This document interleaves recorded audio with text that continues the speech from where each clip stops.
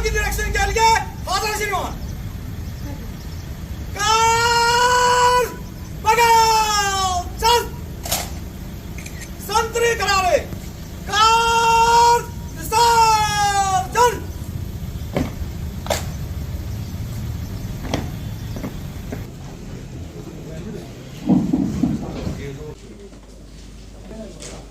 बताएं आज का एजेंडा क्या है? हाँ, आज हमने यहाँ पे डिस्ट्रिक्ट कठुआ में रिव्यू मीटिंग रखी थी क्योंकि अनुसूचित जाति आयोग सेफ गार्ड के लिए है। नेशनल कमीशन से मैं मेंबर हूँ और फर्स्ट टाइम आज मैं कठुआ में आई हूँ। हालांकि जम्मू में मेरा एक विजिट हो चुका है, जम्मू में कश्मीर में भी मैं जा चुकी हूँ, लेकिन कठुआ में आज पहली बार आई हूँ। और ये अभी पूरा कर्नाटक में, बिहार में और उत्तर प्रदेश में, उत्तराखंड में सभी जगह हमारे रिव्यू चल रहे हैं। तो क्योंकि मेरा गृह जनपद भी है और थोड़ा सा इशू आ जाते हैं कि अपने गृह जनपद में आप नहीं गई, बाकी जगह रिव्यू हो रहा है, तो वो भी आपके मीडिया के माध्यम से बता देना चाहती हूँ कि कमीशन जब आता है तो वहाँ मेरा चाहे गृह जनपद हो, चाहे मेरा ससुराल हो, जहाँ पे कहीं गलत होगा वहाँ पे हम आवाज़ ज़रूर उठाते हैं और जहाँ कहीं प्रशासन की कमियाँ होती हैं उसको भी उजागर करते हैं। तो आज हम लोगों ने ये मीटिंग रखी थी डिस्ट्रिक्ट लेवल की, जिसमें जितनी भी सरकार की योजनाएं होती हैं, सरकार क्या काम कराना चाहती है, क्या योजनाएं आ रही हैं, क्या उसका सही से इम्प्लीमेंट हो पा रहा है कि नहीं हो पा रहा है, क्या अनुसूचित जाति के लिए जो योजनाएं चल रही हैं वो धरातल पर भी उतर पा रही हैं कि नहीं उतर पा रही हैं। उसी के पर्पज़ से हम लोग एक एजेंडा भेजते हैं, क्वेश्चन आवर आता है जिसमें वन बाय वन हमारे पॉइंट वाइज क्वेश्चन होते हैं। कुछ चीज़ों में छोटी मोटी थोड़ी बहुत कमी है, एजुकेशन में कुछ चीज़ों में हमें कमी दिखी है, कुछ बैंकिंग क्षेत्र में दिखी है, क्योंकि बहुत सारी ऐसी योजनाएं हैं, स्टैंड अप इंडिया है, महिलाओं को सक्षम बनाने के लिए सेल्फ हेल्प ग्रुप है, और भी योजनाएं हैं। लेकिन थोड़ा सा यहाँ पे डीसी भी आपके कोऑपरेटिव भी दिख रहे हैं, हमारे एसपी भी, जहाँ तक एट्रोसिटी केस भी बहुत कम है। ये खुशी की बात है मेरे लिए, और इसलिए थोड़ा सा हमने टाइम अभी दिया है। पूरी रिपोर्ट हमने अभी कुछ दिन बाद हम मांगेंगे, 15 दिन का मैंने टाइम दिया है। वो इसलिए क्योंकि ये फर्स्ट मीटिंग है, कमीशन पहली बार जम्मू कश्मीर में आया है और जम्मू कश्मीर में पहली ऐसी मीटिंग हुई है जो नेशनल कमीशन के कोई मेंबर यहाँ आया हो। तो इसलिए हो सकता है कुछ चीज़ों का इनको अभाव रहा, या कुछ टाइम इनको अभी चाहिए था, वो हमने अभी दिया है। 15 दिन के बाद पूरी एक्शन टेकन रिपोर्ट हम लेंगे और एक्शन टेकन रिपोर्ट में जो भी कमियां है उसे हम एग्जामिन कराएंगे, क्या अभी वो ठीक है कि नहीं ठीक है, क्योंकि ये रिपोर्ट आपकी जो डिस्ट्रिक्ट लेवल की, ये राष्ट्रपति को भी जाती है। और ये भी बता दूं मैं मीडिया के अपने भाइयों को कि बहुत जल्दी फुल कमीशन भी आएगा, फिर क्योंकि पूरे जम्मू कश्मीर का उसमें रिव्यू होगा, पूरी उसमें जानकारी ली जाएगी। और ख़ासकर मीडिया को और धन्यवाद इसलिए देना चाहती हूँ कि बहुत सारे लोगों को आपकी वजह से इंसाफ मिलता है, क्योंकि जो व्हाट्सएप पे जुड़े होते हैं, यूट्यूब पे आप डालते हैं, वो हमको टैग करते हैं, वो हमें ट्वीट के माध्यम से हमें टैग करते हैं, चेयरमैन को टैग करते हैं, तो वो इमीडिएटली हमारे पास न्यूज़ आ जाती है। क्योंकि वो गरीब लोग होते हैं, उनके पास में इतनी जानकारी नहीं होती है कि हम किसे बताएं, कहाँ दुख बताएं, और कभी पुलिस के पास गए तो उन्होंने नहीं सुना। लेकिन जैसे हमारे पास आपके माध्यम से न्यूज़ आती है तो हम 100 मोटो पावर लेते हैं, और 100 मोटो पावर से हम इमीडिएटली एक्शन करते हैं और उनको घर, पहले कमीशन के पास वो आते थे, आज कमीशन उनके घर तक जा रहा है। खुशी होती है, जम्मू कश्मीर की आपकी बेटी हूँ और कोशिश करूँगी, चाहे मेंबर ऑफ पार्लियामेंट के रूप में काम किया हो, चाहे ब्लॉक प्रेसिडेंट के रूप में काम किया हो, और आज नेशनल कमीशन की मेंबर के रूप में राष्ट्रपति जी द्वारा, माननीय प्रधानमंत्री जी के द्वारा मुझे बनाया गया। कोशिश रहेगी अच्छा कर सकूँ, बेस्ट कर सकूँ, और जिसके लिए सेफ गार्ड के लिए कमीशन है उनको न्याय दिला सकूँ। और एक जो भावना थी ना कि बेटियां कुछ कर नहीं सकती हैं, और बेटी पढ़ाओ बेटी बचाओ अभियान के साथ जुड़ते हुए कि बेटा और बेटी में वो जो भेद था वो ख़त्म होते दिख रहा है धीरे धीरे। आज बेटियों को आप मौका देंगे तो बेटियां सब कुछ कर सकती हैं।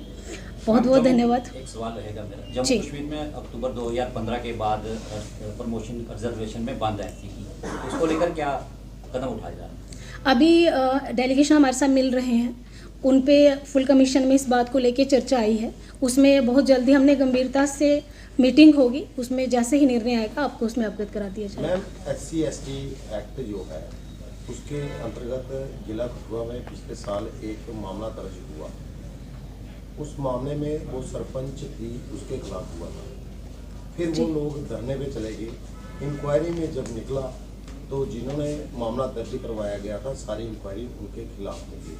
तो ऐसे मामलों में लेकर आपका ये कमीशन है, ये क्या कदम उठा रहा है? ये देखिए, ये थोड़े ऐसे कंट्रोवर्शियल होते हैं, और हालांकि मैं अपनी तरफ से आपको बता दूं, क्योंकि ये तो आपका प्रश्न था जो मेरे पास अभी तक ऐसा कुछ आया नहीं है और ना किसी ने अभी हमें जानकारी दी, लेकिन मैं अपनी तरफ से बता दूं, कमीशन में जब भी हमारे पास कोई केस आता है, कोई भी हम इस तरीके से नहीं है किसी भी एक्ट का मिसयूज़ हो, ये भी मैं बता देना चाहती हूँ। एक्ट बनता है सेफ्टी के लिए बनता है, उसका मिसयूज़ हो वो कभी कमीशन नहीं चाहता है। हमारे पास कोई भी लेटर आता है, हमारे पास जब ये तो आपके मीडिया के माध्यम से जांच कराने के बाद में हम सो मोटो पावर लेके 15 दिन का नोटिस देते हैं, लेकिन अगर हमारे पास कोई एप्लीकेशन आती है तो हम इमीडिएटली एक्शन नहीं करते हैं। हम पहले प्रशासन को भेजते हैं, डीसी हमारे पास में बैठे हैं, हमने एक लेटर इनको भेजते हैं, हम एसपी को भेजेंगे कि इसमें हमें रिपोर्ट दीजिए क्या धरातल पर ये घटनाक्रम हुआ कि नहीं। जब वो रिपोर्ट हमें देते हैं, वो रिपोर्ट हम कन्वे करते हैं पटिशनर को, तो पटिशनर वो जब इन्होंने हमें सही रिपोर्ट दे दी कि अगर ऐसा कुछ हुआ ही नहीं तो केस हम फाइल को ओपन नहीं करेंगे, क्लोज कर देंगे। और अगर सही में हुआ है और प्रशासन ने नहीं सुना है तो हम एक्शन लेते हैं, और फिर भी सेटिस्फाइड नहीं होते हैं तो हम स्पॉट विजिट करते हैं। दूसरा सवाल है कि अगर हमारे एरिया में आप लोग आज आए हुए हैं तो यहाँ की जो अनुसूचित जाति और जो जनजाति के लोग हैं, अगर उनके साथ कहीं भेदभाव हो रहा है, उनको कहाँ पे और कैसे कंप्लेन करनी है कि फौरन उनको न्याय मिल सके? ये इम्पॉर्टेंट है आपका, और सबको इसमें पता भी चलेगा। आजकल देखो सोशल मीडिया का ज़माना है, हमारा पोर्टल बना है NCSC अंजुबाला के नाम से, आप उस पर जाएंगे, अपना मेल के माध्यम से मेरे पोर्टल पे लेटर डालेंगे, इमीडिएटली हम मेल देखते हैं, मेल देख के एक्शन हो जाता है और उसमें हम फाइल ओपन करते हैं, और हमें जब लगता है हम नोटिस देते हैं, नोटिस वो पटिशनर के पास भी पहुंचता है, और अगर उनको इंसाफ नहीं मिल रहा है तो उसमें हियरिंग का प्रावधान है, उसमें हम फिर प्रशासन को बुला के हियरिंग करते हैं, आमने सामने बिठा के। अगर तो स्थिति लगती है गलत हुआ है तो उसमें पनिशमेंट भी होती है। हम देखते हैं कि बहुत सी 80-80 जो थी वो उनको नॉमिनेट किया गया था, उनकी लैंड अब तक इनक्रोच हो चुकी है, और जो पोर पीपल्स है बिलोंग टू बीपीएल है, उनको आज तक वो लैंड नहीं मिल पाई ना, उनको प्लॉट हुए 1 मरला के 2 मरला के, तो ऐसी लोग की। तो आज भी वो कठुआ डिस्ट्रिक्ट में लगभग 100 के करीब ऐसे प्लॉट्स हैं जो इनक्रोच हो चुके हैं। क्या उसके ऊपर उसमें हम ये कहना चाहते हैं आपके माध्यम से कि वो आके हमें एक लेटर दें, क्योंकि ऐसा मेरे पास इशू आया नहीं है, और वो अगर इशू आता है हम इसे एग्जामिन कराते हैं, और अगर ऐसा उनके साथ कहीं भी भेदभाव हो रहा है और डिजर्व करते हैं, उनको नहीं दिया जा रहा है, उसे हम तत्काल करवाएंगे। कमीशन जो इन फ्यूचर में क्या करने वाला है? SC जो हमारी कम्युनिटी है, काफ़ी लोग हैं, एजुकेशन का काफ़ी क्राइसिस है उनके लिए, रहने के लिए अभी भी PMAY तो चल रहा है, लेकिन फिर भी अभी बहुत से लोग हैं जिनको अभी घर नहीं मिल पाए, तो क्या उनकी तरफ को थ्रस्ट होगा आप लोगों? इसीलिए तो कमीशन आया है, पहले तो कभी ऐसा हुआ नहीं ना, क्योंकि ये जो 36 हमारे क्वेश्चन है, इसमें जो क्वेश्चन आपने पूछा इसमें सारे हैं, उसको लेके अभी डिस्कस हुआ है। कुछ चीज़ों में हमें थोड़े से हम सेटिस्फाइड है, थोड़े अनसेटिस्फाइड है, लेकिन कुछ चीज़ों में जहाँ हमें कमी लगी है, लैंड इशू को लेके आया है मुद्दा, और उसमें शायद डिस्कस चल रहा है ऊपर, बहुत जल्दी वो रिजॉल्व भी हो जाएगा। लेकिन फिर कहना चाहती हूँ, कमीशन आया है तो कुछ करने के लिए आया है, और ये अनुसूचित जाति वर्ग के सेफ गार्ड के लिए है।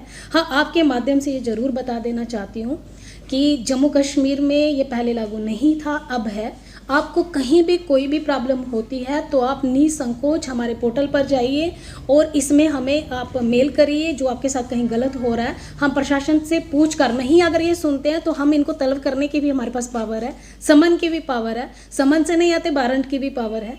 तो मैं चाहती हूँ ये इन चीज़ों की ज़रूरत ना पड़े, पहले तो प्रशासन सुन ले, प्रशासन सुन ले तो हमारे पास आने की ज़रूरत ही नहीं है। और बाकी कमीशन सेफ गार्ड के लिए है, ये इसके लिए सभी को अवेयर होना पड़ेगा, जागरूक होना पड़ेगा, और इस शर्त पर भी कि कहीं मिसयूज़ भी ना हो, इसका ध्यान रहे।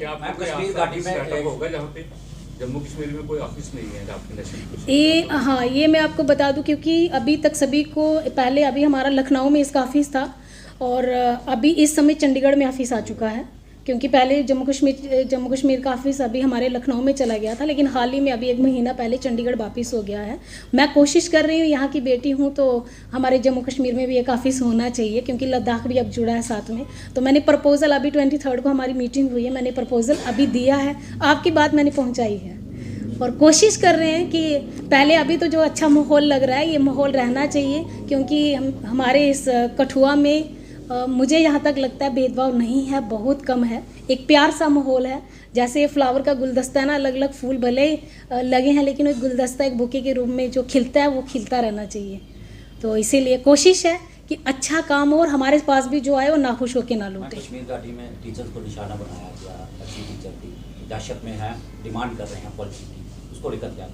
वो लास्ट में जब जम्मू में एक सुसाइड केस में मैं आई थी, वो डेलीगेशन हमसे मिला था, हमने उनको एडवाइस भी किया था कि आप कमीशन में आइए, क्योंकि उनको पहले नहीं पता था कि कमीशन हमारे लिए। हमने बताया उनको आप आ सकते हैं हमारे पास में, कुछ इशू हैं उनके, अभी डिस्कस चल रहा है उस पर, बहुत जल्दी कोई ना कोई निर्णय जरूर आएगा। राहत मिल सकती है, उनकी सैलरी भी बंद है, उसमें अभी विचार चल रहा है।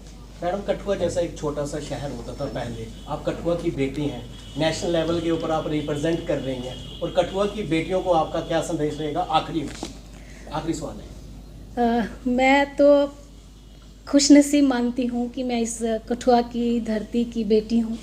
आज मैं कर्नाटक, बिहार हर जगह जाती हूँ और बताते हुए मुझे खुशी भी हो रही है कि मैं जहाँ भी जाती हूँ मेरा सबसे पहले ये होता है, स्टार्ट करती हूँ कि मैं जम्मू कश्मीर की बेटी हूँ, डिस्ट्रिक्ट कठुआ की रहने वाली हूँ, बहु उत्तर प्रदेश की हूँ, जहाँ पॉलिटिक्स का आगे का सफ़र शुरू किया। लेकिन खुशी इस बात की कि इस धरती पर मैंने जन्म लिया। आज ये बेटी पूरे देश की बेटी बन चुकी है, जो प्यार मुझे मिल रहा है। लेकिन ये बात दोहराऊंगी अपनी उन बेटियों के लिए कि आप बिल्कुल भी चिंता मत करिए, शादी की फ़िक्र माँ बाप छोड़ दें, माता पिता चिंता छोड़ दीजिए, बच्चियों को सिर्फ एजुकेशन दीजिए, सिर्फ उनको पढ़ाइए। आप उनको पढ़ाई देंगे, वो इतनी खुद ही ज्ञानवान हो जाएंगी, जब वो सर्विस करने लगेंगी सामने से हज़ारों रिश्ते आएंगे। आज बेटी किसी से कम नहीं है, ये सोच के मत चलो कि वो चूल्हे चौके तक सीमित रहती थी। आज वो भारत देश चलाने वाली बेटी है। आज आपने राष्ट्रपति के रूप में जो उस पद को शोभित कर रही हैं, वो भारत की एक बेटी ही है। इसलिए बेटियों से खासकर कि आगे बढ़िए और अपने उस मुकाम को हासिल करिए। पंख खोलने की आज़ादी आपको ये देश दे रहा है, इसलिए आगे बढ़िए और उड़ान जितनी भरना चाहते हैं आप बढ़ सकती हैं और कुछ कर दिखाइए, क्योंकि आप सब कुछ कर सकती हैं। जीता जागता उदाहरण एक बेटी आपके सामने बैठी है। और बहुत बहुत धन्यवाद सभी मीडिया के भाइयों को। Thank you.